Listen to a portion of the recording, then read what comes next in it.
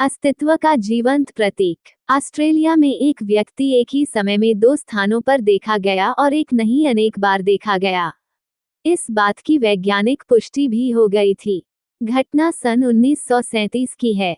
वसंत के मौसम की बात है। लुइस रोजर्स नाम का एक व्यक्ति एक ही समय में दो स्थानों पर पाया गया, जबकि दूसरा स्थान पहले से 500 मील दूर था। इस रहस्य के कारण वहां तरह तरह की अफवाहें फैली हुई थीं।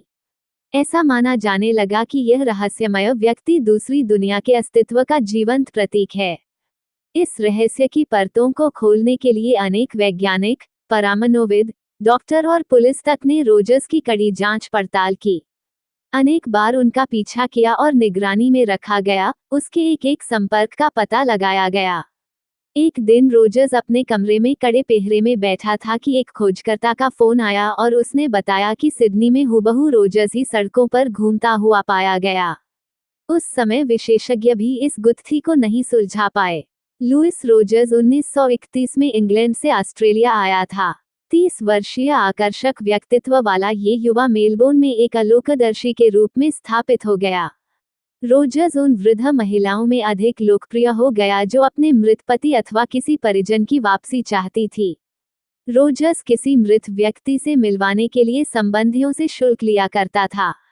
अधिकांश लोगों में अफवाहें फैली हुई थी कि उसके पास कोई जादुई हवा है। पूछने पर वह उत्तर देता था कि मैं आत्माओं की कद्र करता हूँ। जहाँ वे मुझे बुलाती हैं, मुझे वहाँ जाना ही होता है। जब ग्राहक एक दूसरे से मिलते तो अपने मूल संबंधियों से हुई भेंट के बारे में चर्चा करते थे। बातचीत के अंश कुछ इस प्रकार से होते थे।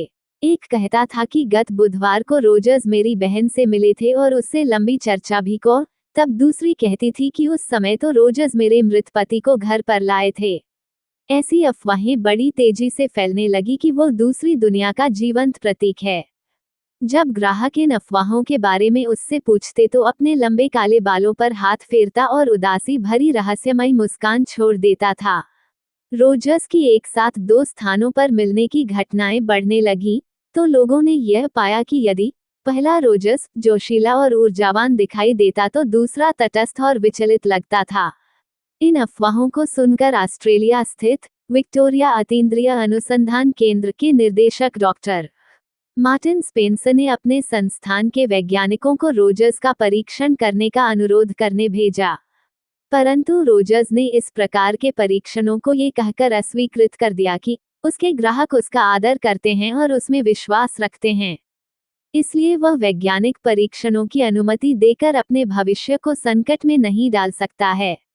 रोजर्स द्वारा वैज्ञानिक परीक्षणों को अस्वीकृत करने से वैज्ञानिकों की इस धारणा को बल मिला कि इसमें सच्चाई कम और षड्यंत्र अधिक है। पुलिस भी उस समय अधिक सक्रिय हो गई कि शायद कोई गोपनीय युक्ति अपनाई गई हो।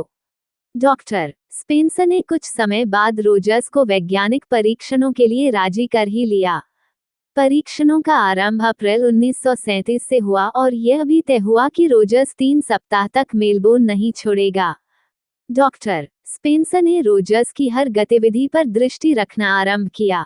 परीक्षण आरंभ करने के 3 दिन बाद अप्रैल में सिडनी के एक जांचकर्ता ने फोन किया कि लुइस रोजर्स नामक एक व्यक्ति सिडनी के एक होटल में ठहरा हुआ है।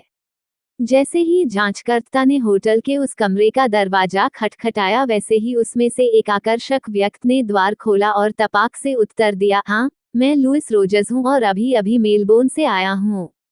उत्तर सुनकर जांचकर्ता एकदम विस्मित हो गया और उसने तुरंत डॉक्टर स्पेंसर को फोन किया कि रोजर्स तो यहाँ है, जबकि स्पेंसर का कहना था कि रोजर्स तो मेरे साथ खाना खा रहा है। डॉक्टर स्पेंसर जानते थे कि एक जैसे चेहरे वाले दो व्यक्ति ऐसा छलावा कर सकते हैं। यह आशंका उन्होंने रोजर्स के सामने व्यक्त की तो रोजर्स ने उत्तर दिया कि मैं इन सब बातों से थक गया हूँ। 2 अप्रैल को अंतिम बार यह सिद्ध कर दूंगा कि यह अद्वितीय शक्ति है। उसके बाद कृपया मुझे मुक्त कर दीजिएगा। 12 अप्रैल को रोजर्स को कड़े पहरे में डॉक्टर स्पेंसर के कार्यालय में लाया गया।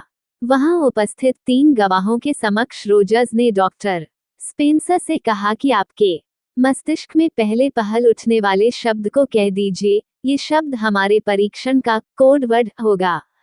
इस पर डॉक्टर स्पेंसर ने तत्काल कहा, लिलिक। कार्यालय के सभी लोग किसी चमत्कार को देखने के लिए लालायित हो उठे थे। लगभग 1 घंटे बाद डॉक्टर स्पेंसर के प्रतिनिधि का फोन था कि उसने रोजर्स जैसे किसी व्यक्ति को सिडनी की सड़कों पर देखा है। ये सुनकर डॉक्टर स्पेंसर और दूसरे सभी लोग एकदम चकित हो गए, परंतु रोजर्स बड़ी ही निश्चिंतता से खिड़की के बाहर देख रहा था, मानो उसे इन सभी बातों से कोई मतलब नहीं हो। ठीक 1 घंटे बाद डॉक्टर स्पेंसर के प्रतिनिधि का सिडनी से फोन आया। डॉक्टर स्पेंसर ने चोगा हाथ में लिया तो दूसरी ओर से आवाज आई कि मैं रोजर्स बोल रहा हूँ। मेरा कोडवर्ड है, लिलिक। जबकि स्पेंसर के पास बैठा रोजर्स खिड़की की ओर बाहर की तरफ देख रहा था। रोजर्स की ऑस्ट्रेलिया आर्मी की सेवा करते हुए सन 1994 में मृत्यु हो गई और यह रहस्य भी उसके साथ ही चला गया। यदि ये कहानी आपको पसंद आई हो तो अपने दोस्तों और अन्य लोगों के साथ शेयर जरूर करिएगा।